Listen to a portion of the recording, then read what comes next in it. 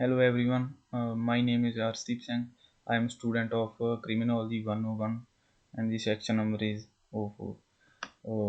Now I am going to talk about the videos and the chapters that were given by our professor. First of all, I watched the video. In the video, I got an example where white individuals criticized and targeted black people using derogatory terms such as Negroes. This ongoing issue has led to the suffering of black individuals due to various reasons, promoting scholars to critique the categorization of people based on factors such as gender, color, appearance, and human attributes. Over time, these categorization have evolved and been subject to criticism. So now I'm going to relate this example with the chapter, and the name of the chapter is race and racism. The first point is the influence of colonialism on criminal justice. Colonialism, a form of dominance where one nation exerts control over another, had a significant impact on the criminal justice system in colonialism regions. These systems were often tailored to serve the interests of colonizers, maintain social control, and suppress resistance from indigenous population. Consequently, colonial criminal justice system frequently lacked fairness, resulted in unequal treatment, and involved abuses of power. Uh, so next point, the role of race in colonialism in criminology. So, within the context of colonialism, the practices involving race included the systematic classification of individuals based on their perceived racial or ethical characteristics. These categories were often employed to justify the dominance of a racial group over others, and establish hierarchies of power, racial ideologies, and practice were used to legitimate discriminatory laws, policies, and practices, including within the realm of criminal justice. For example, in the video, I observed instances in the United States where white individuals categorized black people into different social strata through a form of segregation, with the upper class living separately from the lower class. The manipulation and the humiliation of black individuals can be understood as a manifestation of colonialism, race and racism in the contemporary criminology. In the present day, the concepts of race and racialization pertain to the ongoing process of classification and differentiating individuals based on their perceived racial or ethical backgrounds. With the field of criminology, this involves examining how these classifications influence the behavior of law enforcement, the criminal justice system, and societal attitudes towards crime and punishment. So next point, racial profiling in criminology. Racial profiling in criminology involves law enforcement or other authorities targeting individuals for suspicion, investigating on or enforcement actions primarily based on their perceived racial or ethical backgrounds, rather than concrete evidence of a criminal activity. So, racial profiling occurs when someone is treated as a suspect, subjected to heightened scrutiny, or stopped by police solely due to their race or ethnicity. In the absence of specific evidence or wrongdoing. For example, in the video, there were instances where the US Prime Minister used his power to target and harm black people during World War II, possibly driven by personal gain or pressured by white individuals seeking segregation.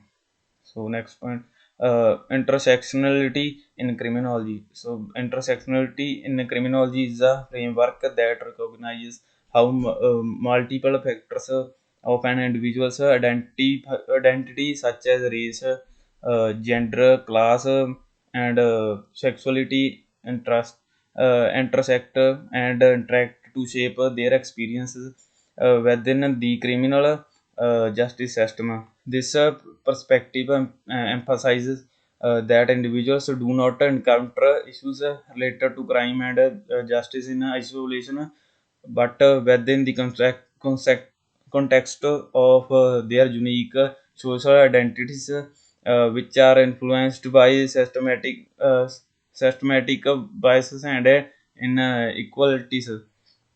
To illustrate intersectionality in criminology, consider a scenario involving a black woman arrested and charged with the drug related to offense. To fully comprehend her experience, one must consider the intersectionality of her identity. So nowadays, she may encounter racial bias in criminal justice system, including a higher likelihood of being stopped, arrested, or received harsher sen- sentences compared to individuals from other racial backgrounds. Now, gender, as a woman, she may face unique challenges such as the risk of experiencing sexual harassment or mistreated by law enforcement, as well as differing experiences in criminal justice system compared to men. Class her socio socioeconomic status can also influence her experience coming from a disadvantaged socioeconomic background may limit her access to legal sources, making it more difficult to navigate the criminal justice process effectively. So sexuality, if she identifies as a member of the LGBTQ community, she may face discrimination and additional uh, challenges in the criminal justice system, potentially including harassment of violence from law enforcement or other inmates. Type of racism, uh, open racism in criminology. Open racism in criminology refers to uh, unequivocal and explicit acts or experiences, uh, expression of racial prejudice, discrimination, or bias. These actions or statements are clearly identifiable as a racist and do not rely on a rely on subtlety or concealed intentions. Open racism encompass con- behaviors, attitudes, or policies that are openly favor one racial group over others, frequently leading to unequal treatment and discrimination. So, next point is institutional racism criminology.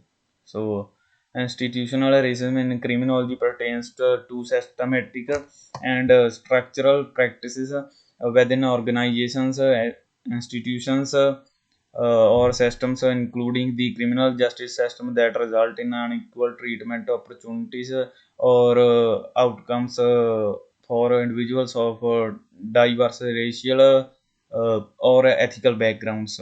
Unlike open racism, which is explicit and easily recognized, institutional racism is often less apparent, deeply ingrained, and stems from policies, practices, or norms that may not explicitly discriminate but uh, present dis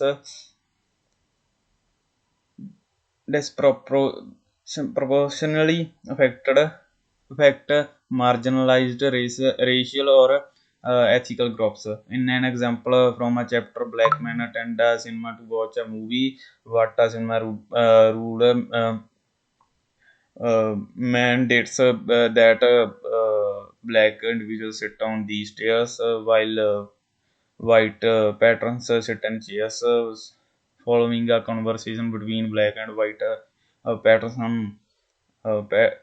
Patterns, black individuals are allowed to sit in chair. The initial humiliation of the black people by the uh, theater owner exemplifies institutional racism. So next point, syst- systemic racism in criminology. So systemic racism in criminology refers to intensive and deeply rooted patterns of racial discrimination and bias within the systems and structures of society, partially within the criminal justice system, like open racism or institutional racism. Systematic encompasses a wide array of interconnected practices, norms, and policies that are collectively perpetuated racial disparities. So now I'm going to talk about the chapter number 10th. The name of the chapter is Critical Criminology. So the first point is critical criminology stands as a distinctive branch of criminological through that take a critical stance towards conventional nations of crime, criminal justice, and social order. It places a strong emphasis on unraveling the social, economic, and political structures that contribute to criminal activities and scrutinizes how the criminal justice system might unequal with the society. So next point is within the realm of criminology, social formation refers to the intricate structure and organizations of societies, encompassing their social, economic, and political systems with the exert a significant influence on criminal conduct and functioning of the criminal justice system. It delves into the broader societal context and the distribution of power and resources, which can have a profound impact on the occurrence of crime and its control. Moreover, post structuralism in criminology offers a theoretical perspective that challenges established concept of truth, power, and language within the discipline. It places a spotlight on the idea of knowledge, including the comprehension of crime and criminal behavior, is molded by language, culture, and social milieu. Post-structuralist criminology calls into question the authority of prevailing discourses and examines how they construct and govern the meanings ascribed to criminal acts. In terms of emergent elements, whether these sphere of critical criminology, these pertain to evolving and contemporary themes and viewpoints embraced by the field. Critical criminology continually adapts to changing social, political, and economic landscapes. Here are emerging aspects of critical criminology along with the examples. So first one is globalization and transnational crime. Critical criminal criminologists are increasingly scrutinizing the impact of globalization on crime activities. For example, the proliferation of internet has given rise to cybercrime networks that operate across international broader critical criminology can investigate the power of dynamic and inequalities linked to these globalized criminal endeavors. So next one is environmental criminology. Whether environmental concerns gaining a prominence, critical criminologists are investigating crimes related to the environment, such as illegal logging, pollution, and the wildlife trafficking. They explore how economic and political interests intersect with the environmental crime. So next one is social movement and protest. A growing area of interest in critical criminology is examining of social movements, protests, and activism. It seeks to understand how the criminal justice system responds to these movements, often critiquing the use of punitive measures against activists. For example, critical criminologists may analyze the policing strategies employed during Black Lives Matter protest. So next one, convict criminology represents a unique perspective with in criminology that amplifies the voices and experience of individuals who have been like in car incarcerated, commonly knows as convicts. It challenges conventional criminology's viewpoint by providing an insider's perspective on the criminal justice system. Convicted criminologists are typically individuals who have personally undergone and subsequently engage in scholarly or advocacy pursuits. So moreover, the I'm going to talk about the chapter number 15 that we studied in class, and the name of the chapter is Crime of the Powerful. So first point is regulatory offenses and street crimes are distinct categories of criminal activities within the realm of criminology, each characterized by unique features. Here is a breakdown of each with examples. The first one is regulatory offenses, also known as white collar crime. Crimes pertain to non-violent, financially motivated transgressions, typically committed by individuals in positions of authority or trust. These offenses typically involve branches of rules, regulations, or law related to business, finance, or government. Regulatory offenses are often associated with the individuals or organizations seeking financial benefits and can have a broader societal and economic repercussions. Examples including securities fraud, such as insider trading, or market manipulation, where individuals misuse confidential information for their own financial gain. Another example of corporate fraud involving activities like accounting fraud or embezzlement within a company, often perpetrated by executives or the employees. So next one, environmental violations such as the illegal disposal of hazardous waste or non-compliance with the environmental regulations by corporations.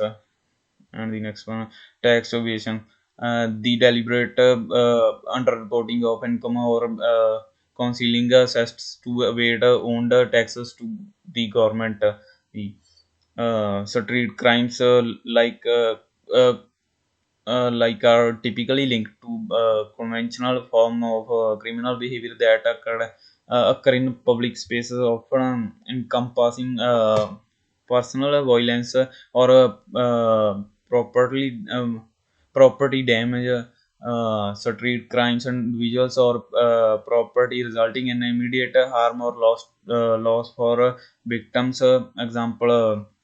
Including robbery, violent crime involving the use of force or threats to steal property from an individual or business, um, and assaults, physically attacking or threatening to harm another person.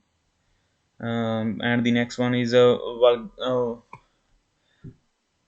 burglary, illegally entering a building with the intent to commit theft, vandalism, or another crime. Moreover, drug possession or sale, encompassing the possessions, distribution, or trafficking of illegal substances.